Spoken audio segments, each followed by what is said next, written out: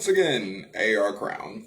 Today is Friday, July 30th, and tomorrow's my younger brother's birthday, July 31st. And it is exactly 10:44. So big shout outs to King Larry and his Harley Davidson. He's a bike rider and he goes everywhere on that bike. So I said 10:44. So let's discover what the biblical numerology is for 10:44. The number 10. Let's see. Testimony, law, and responsibility. Responsibility. People repeat things that are important, and responsibility is very important. 44. The lights. There we go. Perdition. Do you know what perdition means? If not, that's okay. We can learn together. I have my laptop right here, and let's Google the word perdition. It was actually a movie called The Road to Perdition. I think Tom Hanks was in it. Perdition. In Christian theology, a state of eternal punishment and damnation into which a sinful and unpenitent person passes after death.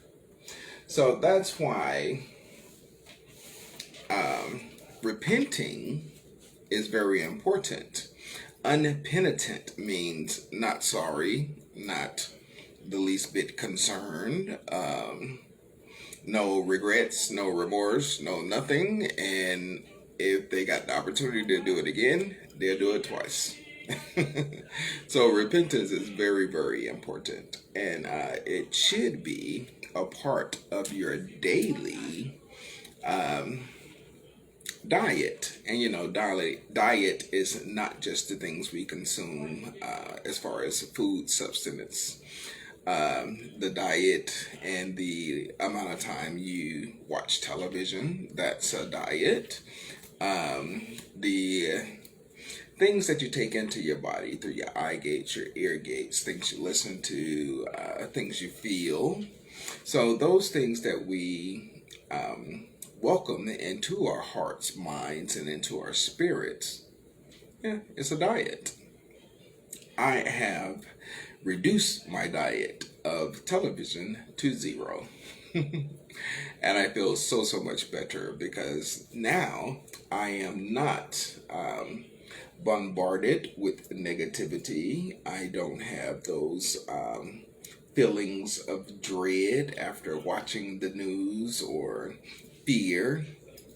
There are a lot of people living in fear right now, afraid to peek around the corner. The sky is falling. But it's not. 2 Corinthians 4:4 tells us that a veil, because of the Lord of this world, which is the enemy, has been placed over the minds and the eyes of the unbeliever, to the point they can't see all the goodness that the Lord has provided. Have you ever spoke with a person that is just determined to only see negativity? Yeah, it's kind of a drag. But allow me to say, for example, I engaged in a Facebook debate. And this was during the election that Joe Biden won. And it was saying that 18% of some group of black men voted for Donald Trump.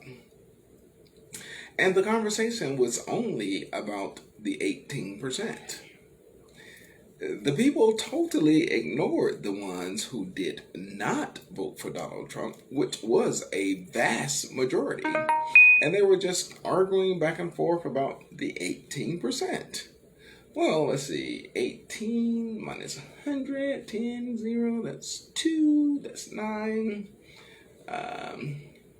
What is it? Hold on. Hey.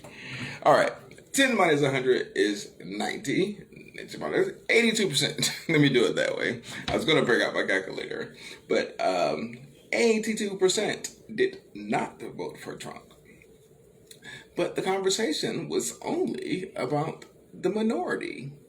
Isn't that something? And then I made a statement about the 82%, and I was totally ignored. And they was just going back and forth about how black men, this and that and the third, and it's just ridiculous. They couldn't even see that the majority voted for Biden. Couldn't even see it. So that tells me about the age-old adage that the squeaky wheel gets the oil, meaning the attention. And the squeaky wheel is obviously the one in which there's something wrong for it is squeaking. And if we utilize a shopping cart at the mall or Kroger, Walmart, wherever, there are 4 wheels on the cart. It's only one squeaking.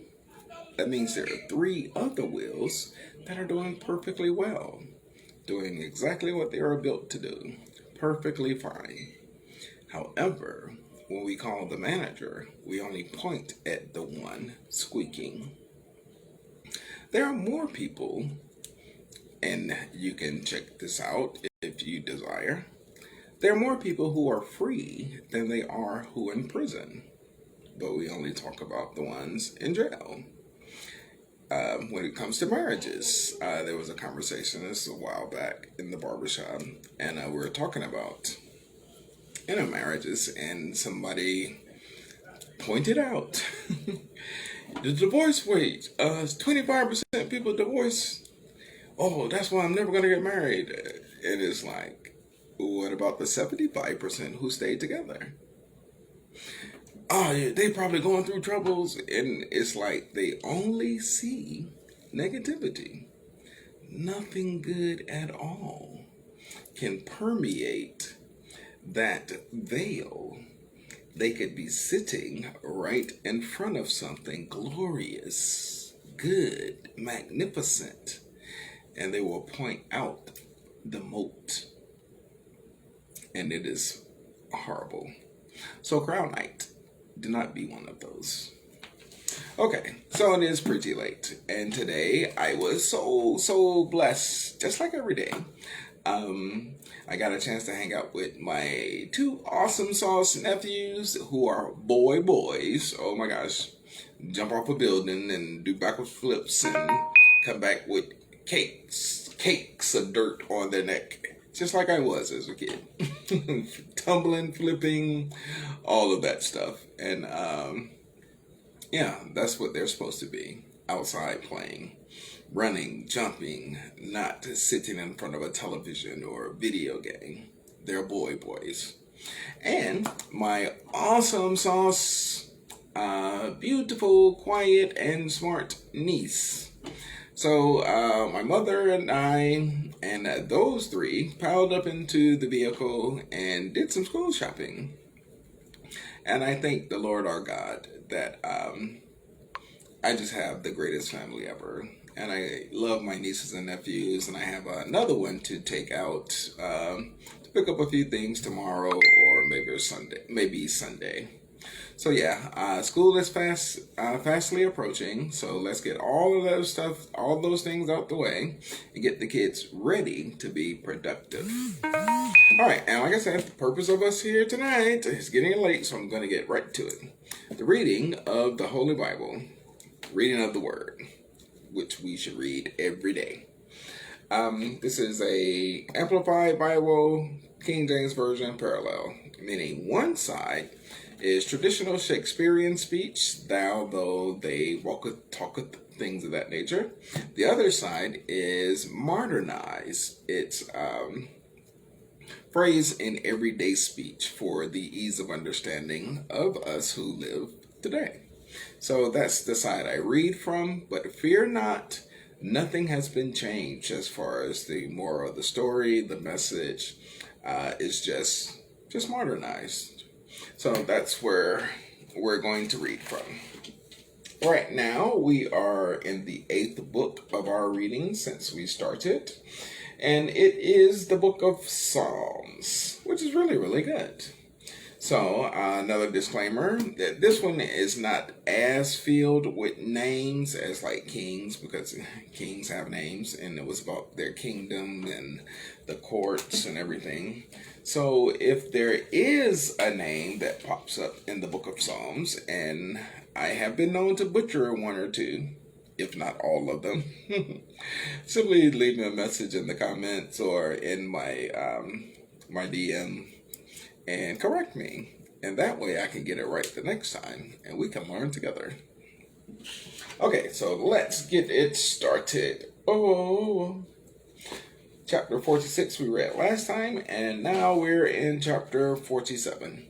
So the book of Psalms, chapter 47, verse 1. Oh, clap your hands, all you peoples.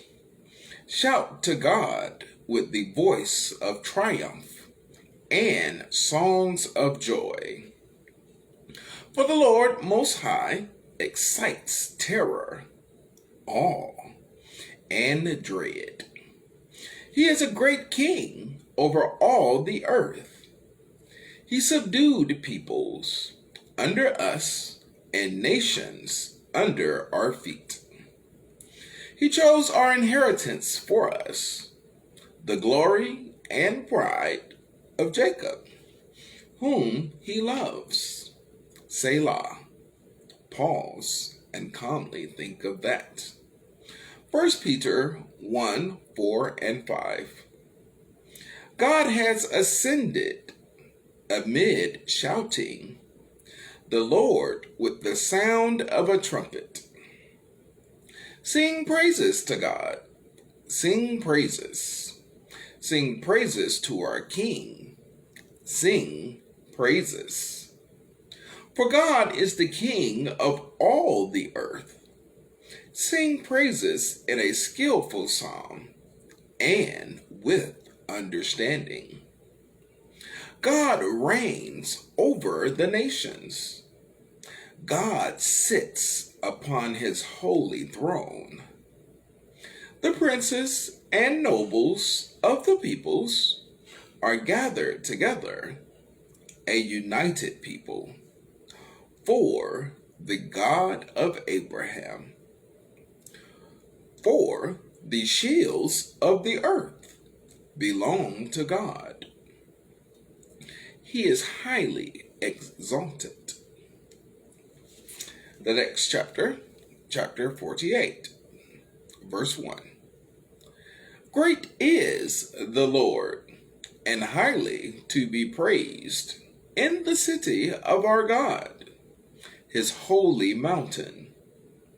Fair and beautiful in elevation is the joy of all the earth. Mount Zion, the city of David. To the northern side, Mount Moriah and the temple. The whole city of the great king. Matthew 5 and 35. God has made himself known in her palaces as a refuge, a high tower, and a stronghold. For behold, the kings assembled. They came onward, and they passed away together. They looked, they were amazed, they were stricken with terror, and took to flight, affrighted and dismayed. Trembling took hold of them there, and pain as of a woman in childbirth. With the east wind, you shattered the ships of Tarshish. As we have heard, so have we seen in the city of the Lord of hosts, in the city of our God. God will establish it forever. Selah. Pause and calmly think of that. We have thought of your steadfast love, O God, in the midst of your temple. As is your name, O God, so is your praise to the ends of the earth. Your right hand is full of righteousness, rightness, and justice. Let Mount Zion be glad. Let the daughters of Judah rejoice because of your righteous judgments. Walk about Zion, go round about her, number her towers, her lofty and noble deeds of past days. Consider well her ramparts. Go through her palaces and citadels, that you may tell the next generation and cease recalling disappointments. For this God is our God forever and ever. He will be our guide even until death. The next page. Well, that was it for chapter 48. There were two fairly short chapters. So, we got in quick and we got out quick. And as I stated when we first started, it's pretty late. So, where are my praying hats? Praying hands. And there are some people on the prayer list for tonight that I have to send up some for. And as always now, I am accessible. You can DM me if you need prayer, if you just need someone to talk to run things by. I am really, really transparent. There are some of us who get saved and totally forget when we were out there in the wilderness. I haven't forgotten. So there will not be words of judgment, only words of understanding and words of encouragement, words of inspiration, words of love, because you too deserve love. So until we speak again, guys, have a great night tonight. Be blessed, beloved. Be blessed.